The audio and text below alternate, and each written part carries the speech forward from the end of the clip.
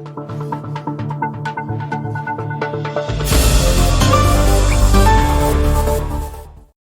semuanya, perkenalkan nama saya Erik Alexander, kelas 10 KPLG 6, nomor absen 29 dari SMK Telkom Purwokerto. Pada video kali ini saya akan membahas tentang apa itu startup dan sejarah startup sampai perkembangannya sampai saat ini. Pertama-tama saya akan menjelaskan apa itu startup. Startup adalah perusahaan rintisan yang didirikan oleh satu atau banyak orang untuk mengembangkan sebuah produk atau layanan unik yang sesuai dengan target pasar. Dan sebuah istilah yang merujuk pada suatu bisnis atau perusahaan rintisan. Perusahaan rintisan merupakan perusahaan yang baru beroperasi dan masih berada pada fase pengembangan untuk menemukan pasar dan mengembangkan produk. Saat ini istilah startup bisa lebih dikerucutkan lagi menjadi perusahaan rintisan yang mengacu pada bisnis berbasis teknologi. Dalam lingkup startup, umumnya perusahaan rintisan yang nilainya berhasil dalam mengembangkan bisnisnya dibagi menjadi 3 kategori, yaitu unicorn, decacorn, dan heptacorn. Startup yang masuk dalam kategori unicorn adalah perusahaan yang memiliki nilai korporasi lebih dari 1 miliar dolar US atau sekitar 14 triliun. Startup kategori decacorn adalah perusahaan rintisan dengan valuasi mencapai 10 miliar dolar US. Sementara untuk heptacorn mengacu pada perusahaan rintisan besar dengan valuasi 100 miliar dolar US. Istilah ini pertama kali diperkenalkan pada 2013 oleh Aileen Lee, seorang pemodal Ventura yang banyak mengelontorkan dana untuk perusahaan rintisan. Hewan mitos tersebut dinilai sebagai perumpamaan yang tepat.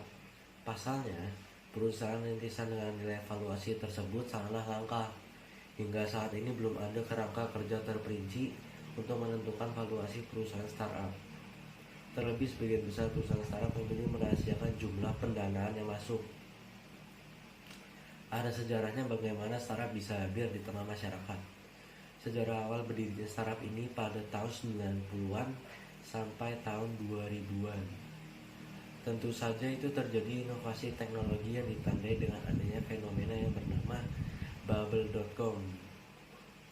Pada akhir tahun 90-an, internet mulai banyak digunakan di berbagai belahan dunia, khususnya di negara maju. Hal inilah yang mengawali perusahaan yang sudah ada akhirnya beramai-ramai untuk membuat situs web mereka masing-masing. Nah, situs web yang mereka buat saat itu menggunakan domain.com. Melihat banyaknya perusahaan yang memiliki website dengan domain.com, maka fenomena ini akhirnya disebut sebagai bubble.com. Perkembangan bisnis startup dimulai setelah masuknya angel investor alias pihak awal yang dengan seluruh resikonya berani berinvestasi terhadap konsep produk startup yang ditawarkan di saat para investor lagi belum berani bertaruh. Karena masuk sebagai jajaran investor paling awal, angel investor sering menuntut detail dan kalkulasi produk seperti apeksi startup, strategi pasar, dan target pasar. Ketika eksekusi awal berhasil, maka angel investor akan menjadi pemegang saham terbesar dalam perusahaan rintisan yang didanai. Namun apabila gagal, maka dana yang digelontorkan akan lenyap begitu saja. Di Indonesia, potensi pengguna internet semakin meningkat dari tahun ke tahun menjadi suatu penunjang untuk mendirikan sebuah startup. Terlebih dengan kehadiran investor asing dan lokal, sebagian membesar peluang kemunculan dan kesempatan perusahaan rintisan di Indonesia untuk berkembang. Apalagi beberapa perusahaan besar diketahui melakukan investasi besar-besaran pada perusahaan startup lewat pembentukan perusahaan Ventura. Sejumlah startup di Indonesia sudah ada yang melampaui unicorn seperti Traveloka, Gojek, Bukalapak, Shopee, Tokopedia, dan OVO. Bidang yang digeluti startup ini juga bervariasi, mulai dari keuangan, pemasaran, retail, hingga pelayanan.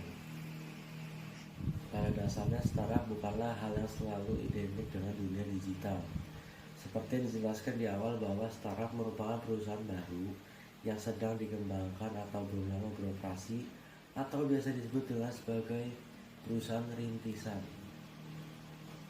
Kejadian ini berdampak dengan semakin banyak orang yang mengenai internet sebagai ladang baru untuk memulai bisnisnya.